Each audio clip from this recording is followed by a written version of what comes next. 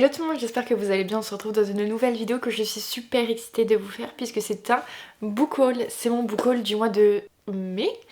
J'ai fait quelques petits achats donc j'ai très envie de vous montrer tout ça. C'est un mois qui a été relativement calme niveau achat. Je ne sais pas si je vais pouvoir en dire autant de juin. Comme d'habitude on commence avec les livres papier puis avec les livres numériques en français et numériques en anglais. Au mois de mai je suis allée au Luxembourg. Et vous commencez maintenant à comprendre le truc. Quand je vais au Luxembourg, je vais à la Fnac parce que la Fnac du Luxembourg, eh bien, je suis désolée, mais pour moi c'est une mine d'or. Il y a plein de livres VO, mais pas que. Il y a aussi beaucoup de hardback. En tout cas, ils ont pas mal de hardback. Et sachant que je veux acheter plus que du hardback, ça m'arrange beaucoup. Je veux prendre que du hardback maintenant parce que en général tous les livres paperback que j'ai eu en papier, je les ai tous revendus pour m'acheter les hardback. Donc je me dis maintenant je me ferai plus avoir, je prends directement le hardback. Commençons avec celui-ci, c'est The Fragile Threads of Power de V. Schwab. C'est la saga spin-off à la saga A Darker Shades of Magic. Donc en français c'est la saga Shades of Magic. Donc c'est le spin-off de cette saga-ci. Il est déjà traduit en français si jamais ça vous intéresse. Je ne saurais pas vous faire de résumé de ce spin-off. Je me souviens juste que dans A Darker Shades of Magic, il y avait 3 ou 4 Londres différents. C'était un peu, pas des voyages dans le temps, mais quelqu'un qui pouvait voyager à travers les Londres. Il y avait aussi, je crois, une histoire de royauté un peu, parce que je crois qu'il y avait un prince. Et donc, voilà, j'avais beaucoup apprécié ma lecture de A Darker Shades of Magic. Donc je les avais lus en français quand c'était sorti, il y a très longtemps. Et je me suis toujours dit que j'avais très envie de faire une relecture de la saga pour pouvoir enchaîner avec le spin-off. Et bien, j'ai acheté le spin-off avant de relire la saga. En même temps, comment ne pas craquer? Je veux dire, il est super beau, j'adore la couleur. Mais surtout, c'est une édition signée. Donc voilà, je l'ai vu, je l'ai pris. Ensuite, je me suis pris To Gaze Upon Wicked Gods. C'est un livre que, quand je suis allée chercher au Luxembourg, je crois qu'il était sorti il y a quelques jours. Je crois que c'est un livre assez récent. Et donc, je l'ai vu, je ne le connaissais pas du tout, je ne connais pas du tout l'autrice. J'ai juste lu le résumé et ça m'avait grave tenté. Alors maintenant, il s'est passé du temps, je ne saurais plus vous faire un résumé correct de ce livre. Mais il me semble que le prince va demander à notre héroïne de devenir la tueuse du roi, et il va un peu lui faire du chantage en lui disant qu'il protégera sa famille, etc. Je ne sais plus rien. C'est tout ce que je sais. Donc je ne sais pas s'il va y avoir un petit Enemies to Lovers. Je ne sais plus, en tout cas on est sur une romantaisie qui me fait très envie. C'est une romantaisie avec de la mythologie asiatique. Donc ça me fait très envie. Je l'ai pris, il est magnifique. Il est très beau. J'aime beaucoup. Voilà, donc je le trouve hyper mignon, j'ai pas vu de super bons retours sur ce livre. Des retours que j'ai pu avoir, il y a même des DNF, etc.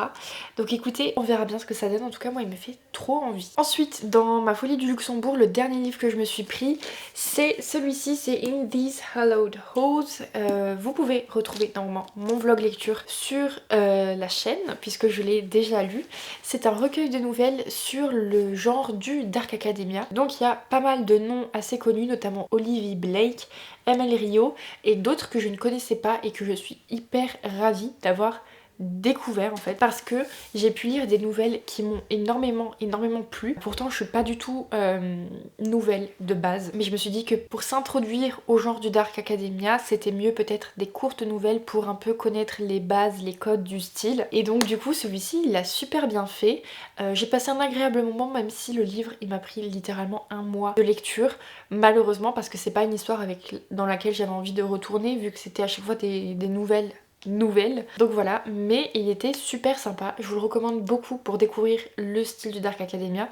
Par contre c'est un livre en anglais, je crois pas qu'il soit traduit en français. La couleur de celui-ci elle est super belle, j'adore ce violet. Et pour finir avec les livres papier, cette année encore je suis allée aux Imaginales.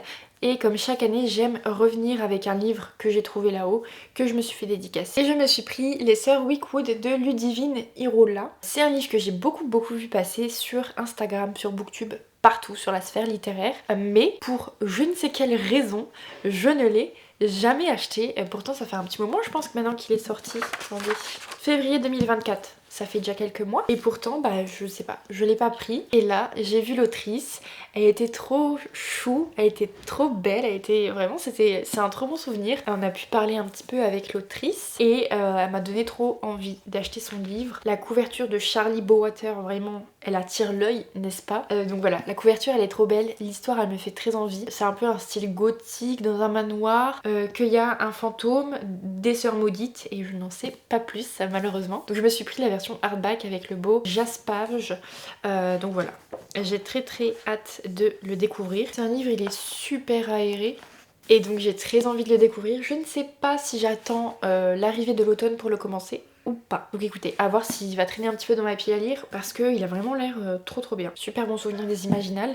Voilà, elle était trop mignonne. Donc je suis trop contente. Voilà, donc c'en est tout pour mes livres papier. Il y a eu quelques petits craquages de papier, je suis trop contente. Et maintenant on va passer aux livres numériques français où là il y en a beaucoup moins puisque j'ai uniquement 2 livres numériques français à vous présenter. Le premier livre numérique que je me suis pris ce mois-ci, c'est L'Engrange-Temps, le tome 2. C'est une duologie écrite par une autrice française il me semble, que j'ai beaucoup vu passer, qui me fait très envie. Il me semble que c'est du young adulte ou du jeunesse, je ne sais plus, je crois que c'est du young adulte, avec comme thématique une histoire où il est question de remonter le temps il me semble. Attendez, je vais essayer de vous trouver les thématiques parce que je ne serai pas d'une grande aide. Donc les thématiques du tome 1 c'est fantasy, voyage dans le temps, romance, aventure. Donc voilà, ça me fait très envie. Sachant qu'en plus c'est une duologie et qu'elle est terminée. Je me tâte à la commencer, genre vraiment ça a l'air hyper bien, je vois de super bons retours. Je ne connais pas une personne qui n'a pas apprécié cette lecture. Donc voilà, j'ai très envie de la lire. Je suis extrêmement curieuse de cette lecture. Et le fait que vraiment elle soit terminée, ça me rend joie. Je suis contente et j'ai trop hâte de la découvrir. Le deuxième livre en français que je me suis pris, c'est un livre que je ne savais pas si je voulais prendre parce que j'ai le tome 1 dans ma pile à lire et je ne savais pas si je voulais prendre le tome 2. C'est Persona, donc le tome 2. C'est un livre que j'ai beaucoup vu passer quand même aussi sur la sphère littéraire. Il me semble que c'est aussi une autrice française qui l'a écrite. Le tome 1 me faisait très envie et puis mon envie est un petit peu... c'est un petit peu estompé. J'ai moins l'envie de découvrir la saga. Finalement j'étais tombée sur une chronique du tome 1 et donc ça m'avait redonné envie de découvrir la saga et je me suis dit ok, pourquoi pas prendre le tome 2.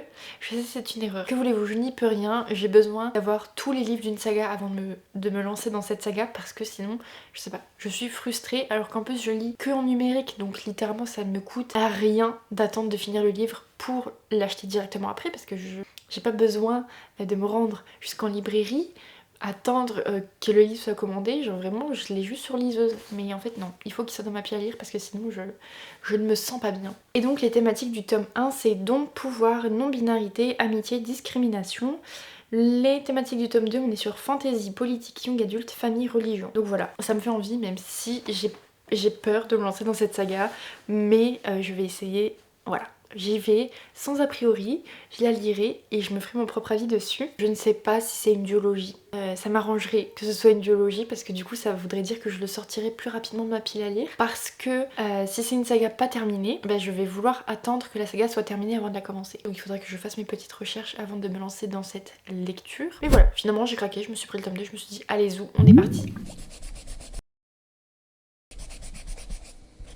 Passons maintenant aux livres numériques en anglais. Là il y en a un peu plus qu'en français mais c'est pas non plus la folie. C'est un mois qui a été assez raisonnable pour moi. Donc je suis très heureuse, ravie et fière de vous dire que ce mois-ci a été un mois assez raisonnable pour moi qui craque beaucoup trop facilement. Donc le premier livre en VO que je me suis pris c'est The Warm Hands of Ghost de Catherine Arden. Catherine Arden, c'est l'autrice de la saga, en français c'est Terreur à Smokelow et en anglais c'est Small Spaces. C'est la dernière saga que j'ai lue en 2023 et j'avais adoré, littéralement c'était incroyable, une saga pépite. Donc c'est je dirais plutôt du young adulte, même si ça m'a l'air d'être un peu jeunesse.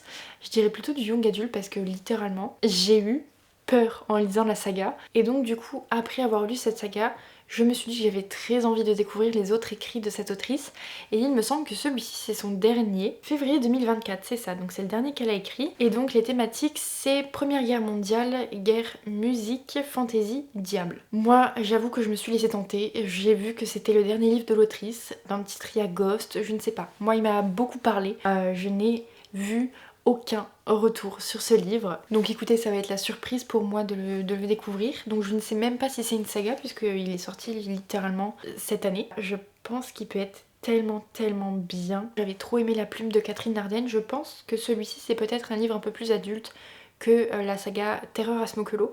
Donc j'ai très envie de la découvrir dans une plume un peu plus adulte, voir ce que ça donne, parce que c'était super fluide à lire et genre voilà, j'avais trop kiffé. Donc j'ai hyper hâte de découvrir ce livre et qui sait. J'ai vu qu'elle avait écrit beaucoup d'autres livres, donc peut-être que je me laisserai tenter. Le second livre que je me suis pris, c'est Stone Blind. Donc il a été traduit en français récemment sous le nom de Dans les yeux de Méduse. En tout cas, ça me faisait très envie parce que c'est de la réécriture de la mythologie grecque, que j'aime beaucoup la mythologie grecque, mais surtout parce que j'aime beaucoup le mythe de Méduse. Et j'aime beaucoup le fait que on voit Méduse différemment d'un personnage méchant. Et juste qu'on voit Méduse pour Méduse.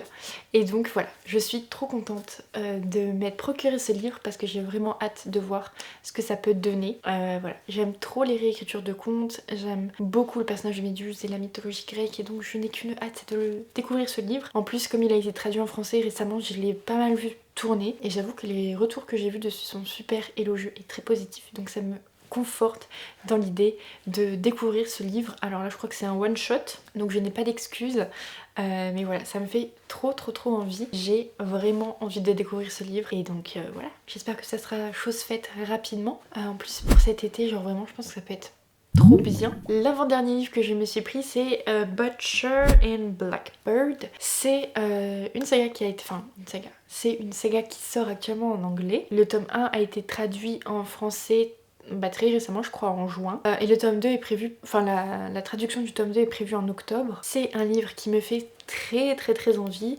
parce que je l'ai beaucoup vu passer dernièrement. Et comment vous dire que ça a l'air incroyable.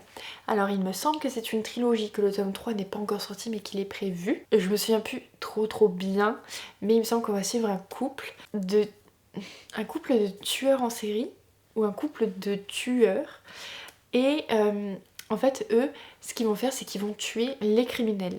Donc en fait pour eux c'est des criminels mais gentils parce que du coup ils tuent les méchants criminels. Et donc voilà, apparemment il y a quand même pas mal de triggers, c'est une lecture adulte parce que du coup il y a pas mal de scènes gore apparemment, qu'il y a pas mal de scènes explicites, qu'il y a un petit peu de spicy je crois dedans. Et donc ça me fait très envie parce que c'est également, j'ai vu comme thématique humour noir. Et donc voilà, j'ai très envie, moi j'aime beaucoup tout ce qui est tueur en série, meurtre, quand il y a du sang j'adore.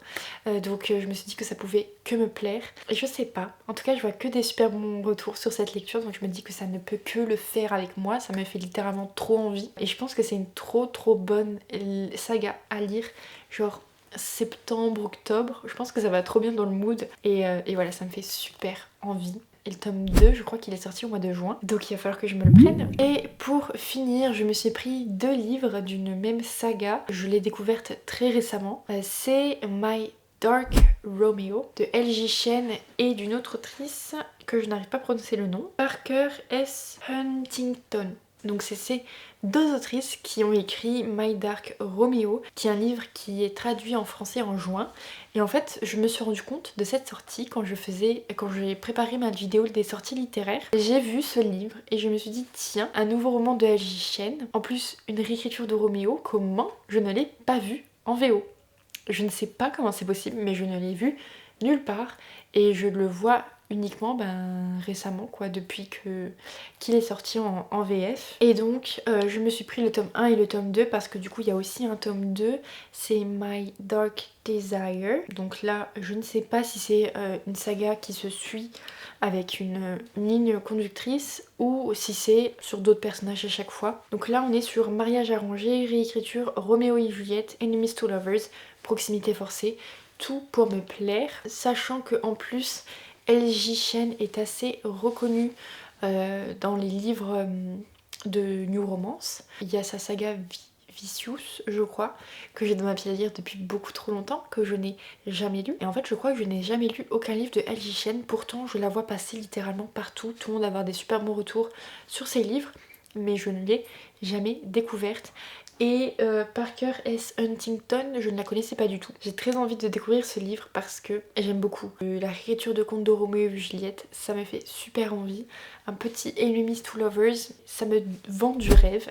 Donc j'ai trop hâte de découvrir tout ça. Et donc voilà, c'en est tout pour cette vidéo. J'espère qu'elle vous aura plu. Moi, je suis trop contente des achats que j'ai fait ce mois-ci.